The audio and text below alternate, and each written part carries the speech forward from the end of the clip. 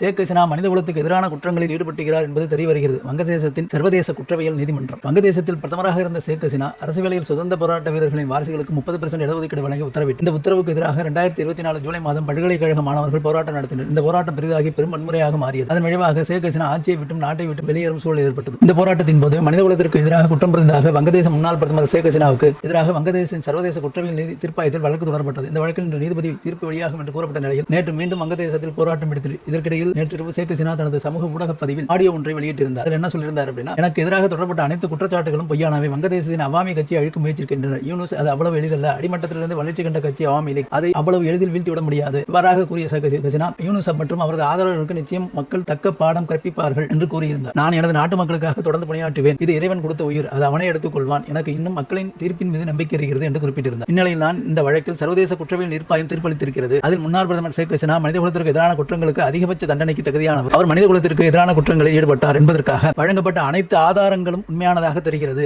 ஆதாரமாக வழங்கப்பட்ட வீடியோக்கள், புகைப்படங்கள் மற்றும் ஆடியோக்கள் ஏயால் மாற்றப்படவோ உருவாக்கப்படவோ இல்லை. எனவே ஷேக் ஹசீனா குற்றவாளி என கண்டறியப்படுகிறது. இந்த வழக்கின் முக்கிய சாட்சியான முன்னாள் காவல்துறை தலைவர் சௌத்ரி அப்துல்லா அல் மாமூன் மரண தண்டனையிலிருந்து விடுவிக்கப்படுகிறார். அதே நேரம் தூண்டுதல், கொலை செய்ய உத்தரவிடுதல், அட்டூழியங்களை தடுக்க தவறுதல், குற்றவாளிகளுக்கு எதிரான தண்டனை நடவடிக்கை ஆகிய 3 குற்றச்சாட்டுகளின் கீழ் ஷேக் ஹசீனா குற்றவாளி என்பது உறுதியாகிறது. எனவே அதன் அடிப்படையில் ஷேக் ஹசீனாவுக்கு மரண தண்டனை விதித்து உத்தரவிடப்படுகிறது என வங்கதேச சர்வதேச குற்றவியல் நீதிமன்றம் தீர்ப்பளித்ததாக பிடிஐ செய்தி வெளியிட்டுள்ளது. இது போன்ற செய்திகளுக்கு சேனலை சப்ஸ்கிரைப் பண்ணுங்க, சப்போர்ட் பண்ணுங்க. உங்களுடைய கருத்துக்களை கமெண்ட்ஸ்ல சொல்லுங்க.